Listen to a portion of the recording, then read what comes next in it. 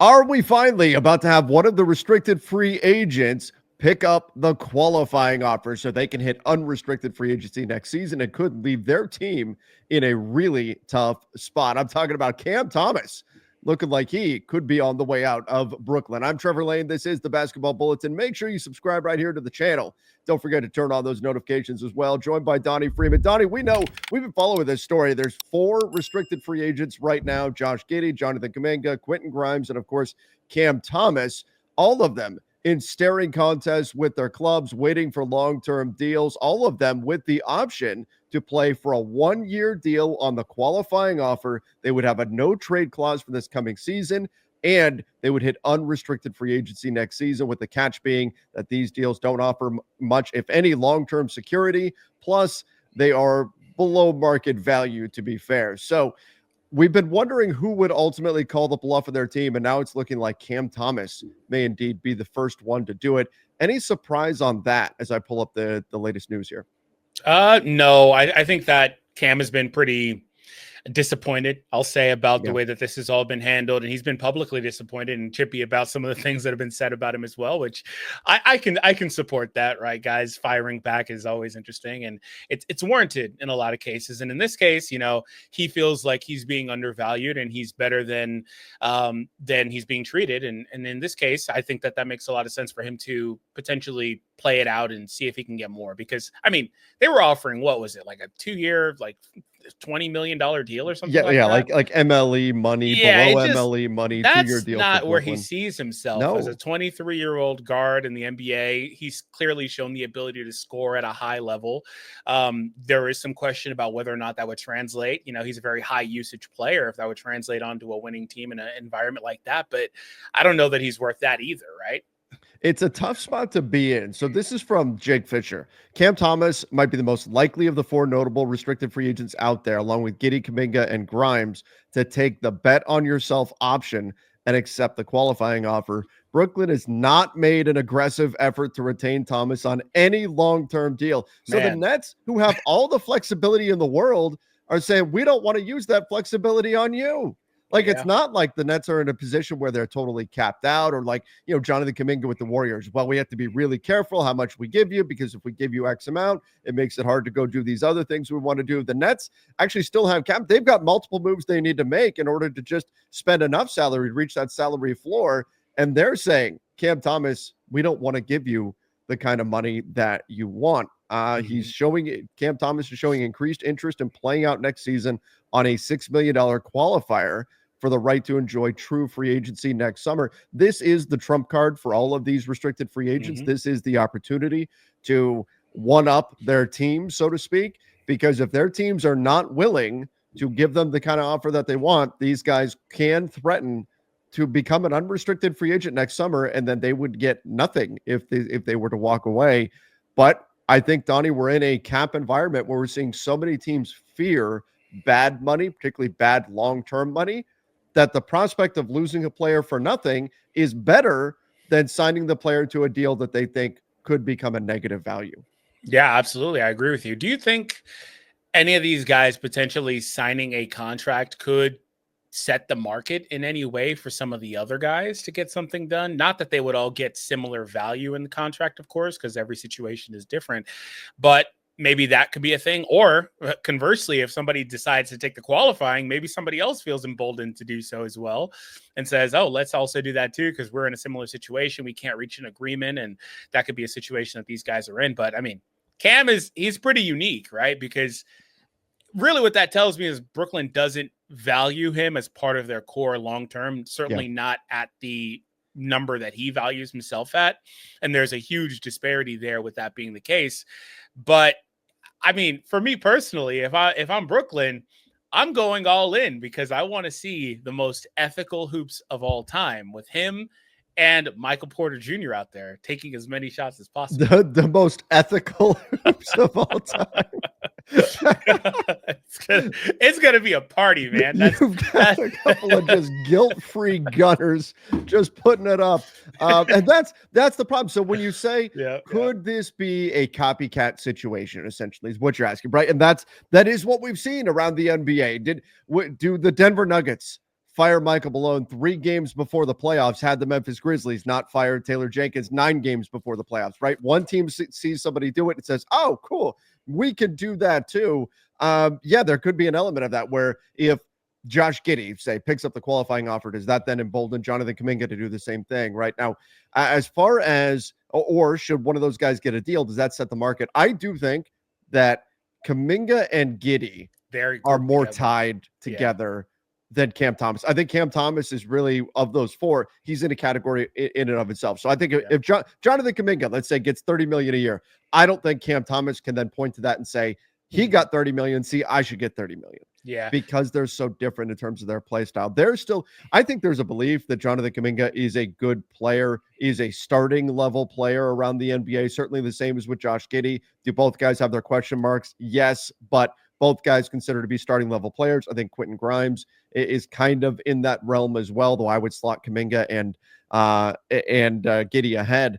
But Cam Thomas, there's still a question about whether or not he is a starter. Is this a starting level player, or is he, as Zach Lowe mentioned, and it really upset Cam Thomas, kind of an empty calories type guy? Meanwhile, if you're Cam Thomas, you're looking at it saying, I put up 24 points per game. I'm a 24 point per game scorer. I should be getting 30 million because I'm a 24 point per game scorer. But look at that games played, though. Like, you sure, right? 25 games played, but the season before that, he was at 20. Yeah. I know he's good. I'm just saying, like, I'd be concerned about that. I'm not sure exactly why he missed so many games, what happened there, but I would be concerned about that. So, I mean, I think I can see why there's a discrepancy. Like, the Bulls and Josh Giddey can both agree that he's a starter in the NBA. Yeah, they might disagree on the levels of it. But the Nets and Cam Thomas may not agree. There are legitimately teams out there that look at Cam Thomas and say, he's a sixth man. He is a microwave scorer off the bench. And Donnie, we may be at a point right now in NBA history where if that is your skill set, microwave scorer off the bench, you think about your Jamal Crawfords, your Malik Monks, Lou Williams, Cam Thomas might very well be in that mold.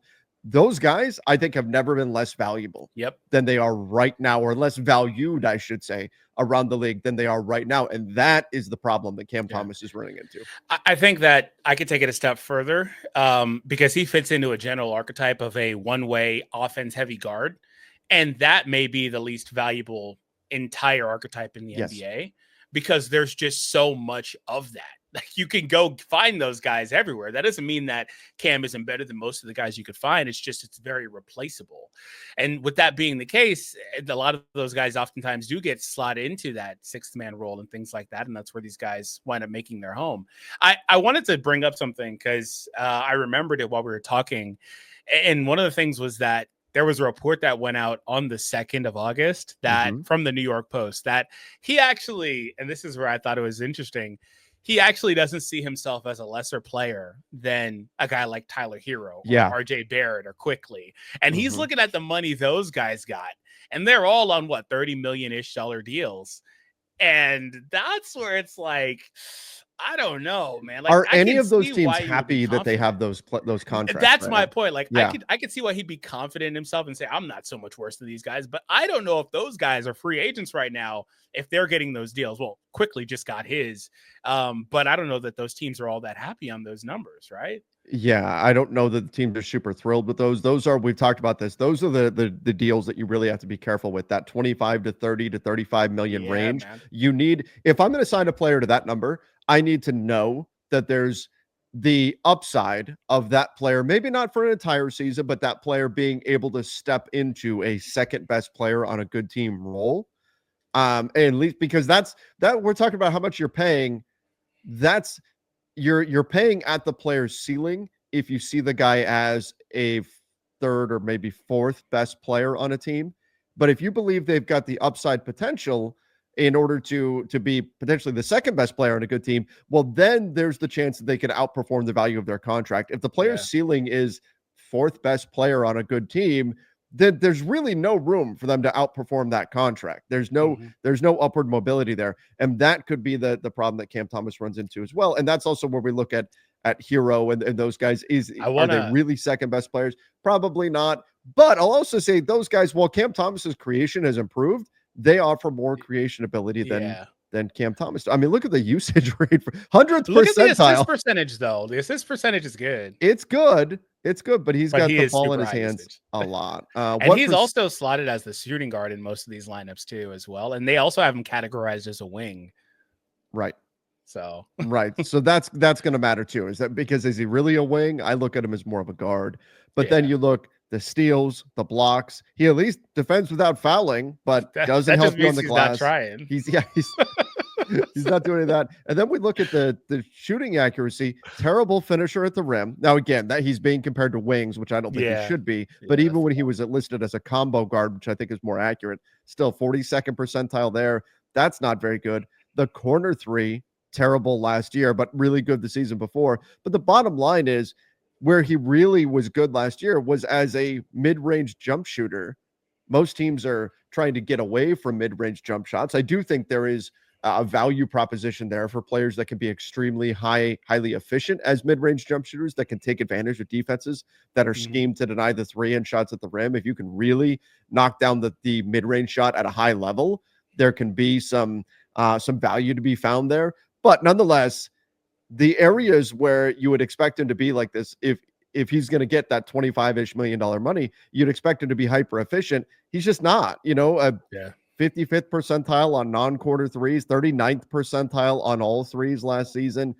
The efficiency just isn't there. In fact, if anything, the stats just kind of push you more towards is he more in the gunner microwave scorer off the bench category, and teams just aren't paying for that anymore. Yeah, his efficiency was much better the prior season. Yeah. I wonder if some of the numbers that we're looking at here, like we were saying, it's categorized as a wing, probably should be more as he's a 6'3" combo guard, right? But probably should be more in that mold and less compared to the wings. But also maybe there's just small sample size. He played 3 times as many games the season prior. So something like that. But ultimately, though, I wanted to just say this because we talked about the other guys that he views himself as not being lesser than. So quickly got an extension last year, but the other 2 guys are going to be extension eligible. And Siegel had that Hero actually becomes eligible for a 3-year extension worth nearly $150 million with the Heat in October, right before the start of the season.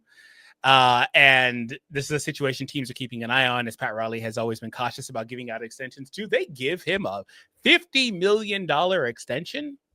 Not if they want to win. Like, this is kind of where we're at right now with these guys of this. And I do think Hero is a better player than Thomas. I like Tyler Hero just fine. He is facially the combination of Billy Idol and MGK with that sneer and everything. Why had to go there for? I had to. But no, he's a talented player. But if you're paying him $50 million, you're saying he is your first or second best player. And if you want to win, I don't think you could pay Tyler Hero that kind of money. So if I'm Miami, I'm not doing that either. I don't. And if you're Cam Thomas and you're looking at, that's just it, right? If you're Cam Thomas and you're pointing at Tyler Hero, you're pointing at Emmanuel Quickly as, see, I'm as good as those guys. And I don't know that he is. I don't think that he is. I'd put him in a tier below. But even if he is, those aren't the guys I'd be pointing at because I'm not super thrilled with those contracts. And if I'm Miami and I can find a good deal for Tyler Hero, I'm looking to move that. If my options are pay him $50 million or move him, I'm moving him. Now, I also don't think it's realistic for him to expect $50 million, though. No, I don't think he expects that either. But I think that if they offered him like $30 million, he'd probably take that. But that's just a lot of money, even if it's not the craziest amount relative to the cap. It's probably like 20% or so. Yeah, as if we're talking about you can get him at $30 million. Let's say you add 3 years onto the deal, and he's still going to be making $30 million in 2029. Yeah. Okay, that's the percentage of the cap wise. I would be more comfortable with it because that deal will look better as the years go by. But if it's hey, we need $150 million over the next 3 years tacked onto this deal, that's a 5-year commitment to Tyler Hero. I wasn't talking about Hero, I was talking about Thomas. Okay. Yeah. So to Hero, I think he's going to want to raise because he's already at 31. Sure. But Thomas is looking at Hero. So I would think that if they could get him on something like that, I don't hate it as much, but he would take it. I just wouldn't hate it as much down the road, but I don't know that he's worth it right now either. I just feel like he's still pretty unproven, and that may be a bit much to ask for. It's kind of hard to find a direct one-to-one comp, but maybe he would be welcome to taking something like Malik Monk did a couple years ago with Sacramento, especially if you're viewing him as like a sixth man off the ball or off the bench, ball dominant type guard. I think Malik is in that case anyways, a similar comp, and Malik got like a 17, 18, $20 million deal per year. Now, I don't know that they'd even offer that though. Like they're not shooting for that right now. So yeah, right now they're talking about a 14-ish, like an MLE level deal. You look at Malik Monk, but look, here's the thing. Malik Monk has been very available this summer. Why are teams not beating down the Kings' door to get Malik Monk, who I think is on a 12% of the cap, 11.9% of the cap he might be the best off the bench scorer in the NBA and does have some creation ability. But I think the fact that teams aren't chasing down the Sacramento Kings to go get Malik Monk right now, whereas 4 years ago or so, 5 years ago, 6 years ago, if somebody had that skill set, teams would be much more interested. I think it just speaks to where the way that bench scorer archetype is valued in today's league. Yeah, well, that was my point earlier. It's just not like, I don't think that there's a lot of value in that at all. Like, and that's not to say these guys aren't good players. Once again, Malik is awesome, right? Like that. It's just that with the way contracts are structured today, it's kind of hard to give out that kind of money, or let alone more than that amount of money that Malik currently has for a bench player. It just is what it is. You need to be giving out most of that money, in your starting lineup. You need to be having adequate depth off the bench. And a lot of these guys are kind of getting squeezed, like we've said oftentimes, because these salaries are so high, but the artificial cap is still there the apron is there for forming a hard cap, basically. And these teams are like, we're not going past this apron, so we're only going to offer this. And so if you're other guys, you kind of got to get in where you fit in. So I do think bottom line here with Cam Thomas, I do think he's the most likely to pick up the qualifying offer because there is a major gap between what he sees himself as and what the league sees him as right now. And so for him, it makes the most sense. Is it a risk? Sure. But $6 million instead of a $14 million contract, right? That he'd be getting. So what are you talking about actually risking here? We're talking about $8 million. If he is who he thinks he is, and he can prove that this year, he will make back that $8 million and then some on his next contract. That same math may not hold true for Jonathan Kuminga, may not hold true for Josh Giddey, and that's why I think those guys are less likely to pick up their qualifying options. But with Cam Thomas, there's such a discrepancy between how he sees himself and how the league sees him that he may just take this season and say, I'm going to prove you wrong. I'm going to take this year and prove you wrong. And then I'm going to get paid what I think I should be paid next summer when I hit unrestricted free agency. And quite frankly, Donnie, and we'll talk about this a little later today, there's not a ton out there in unrestricted free agency next summer. So if he has a big year, I think there are opportunities for him to get paid but he has to definitively prove that he is not a microwave scorer, that he's a starting high caliber guard. I wouldn't bet on him to do it personally. Unless he's like an all NBA type of guy, there's just no way he's getting the money he thinks he's worth. Let's say he comes out and he puts up 23 and 5. He raises his assists and he shows more creation ability. Okay. Guard is just so deep. It is. I just don't know if teams need that. Like, I don't know if teams need that. I don't know if there's a market specifically. If he wants to go, like, it's not that there's not a market. If he wants to go somewhere semi-competitive, they probably don't need that. They're going to probably put him into a smaller role. True. Maybe turn him into that sixth man and try to pay him as a sixth man. Like, I don't know if he can get what he wants. Maybe he doesn't. He's not at this stage of his career. Is contending a concern? Maybe he just says, hey, if he could put up 23 and 5 on 46% from the field and 38% from three, say. Yeah. Right? I mean, I think those are attainable but optimistic numbers for him. He puts that up and then looks at a bad team with room and says, Washington, I can be your guy. I can be your scorer here in your starting lineup. See, look, and I'm a creator now too. I don't think necessarily going to a winning team might say, hey, we've already got our scoring taken care of. We need dudes who are going to do all the other stuff. Cam Thomas might say, hey, I just want to get paid. If that means I'm going to whoever, I'll take it. Let's go. Yeah, I can see that. Yeah. I think we look at it a lot from the lens of players wanting to go a certain way, but not everybody is. So maybe for him, that's the case. But I am rooting for him, though, just because I don't think he's going to, exceed and be like a, top 10 Eastern player, things like that. Like, I don't think he's going to do that, but that doesn't mean I want him to have a bad season. I obviously want him to get paid. I obviously want him to get as much as possible for him. With that being the case, I don't know what that number is. And if there's ever going to be like a closing of the gap that he sees himself as, and there's nothing wrong with that confidence. It's kind of hard to negotiate from that standpoint.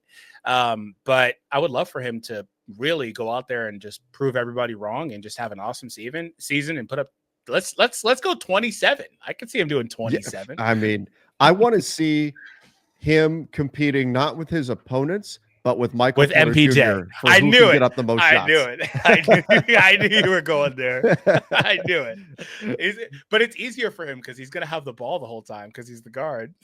He's going to come down and just pull. Here's the other thing to keep an eye on. It's what happens. We already talked about Tyler Hero with Miami. What happens with Norm Powell? He's at 20 million. He'll be a free agent next summer too. He's taking a cut, man. I don't think he's getting 20 mil plus. Probably, but if you told me right now we need to win this basketball, we need to win a basketball game in 2025, I would put Norman Powell ahead of Cam Thomas. Yeah. Well, that's also because I think Thomas is better at obviously like the on-ball creation stuff, getting his own shot, all that stuff. Right. But I think Norman is able to slot into an appropriate role better. Right. So you can get more out of him in that than you probably would by marginalizing Cam. I'm saying the free agency of Norman Powell will be, if Cam does take that qualifying offer, he's going to want to be keeping an eye on what happens with Norman Powell because they will be competitors on the market for a similar slot. Now, obviously, but it depends on where they're going, though, right? Because for sure, because I think Cam would get more on the open market if he went to a bad team. Yeah, very fair. And Norman Powell at 32 is probably wouldn't be as willing to do that. Yeah. Yep. So. Yep. All right, everybody, give us your thoughts in the comment section down below. What do you think about Cam Thomas potentially taking that qualifying offer? What team should be interested in free agency? And what is he? Is he a starter? Is he a sixth man microwave scorer? He says he's a starter. The NBA right now says he's a six-man microwave scorer. Who do you side with? Let us know your thoughts in the comments down below. Till next time, everybody. See ya and stay safe.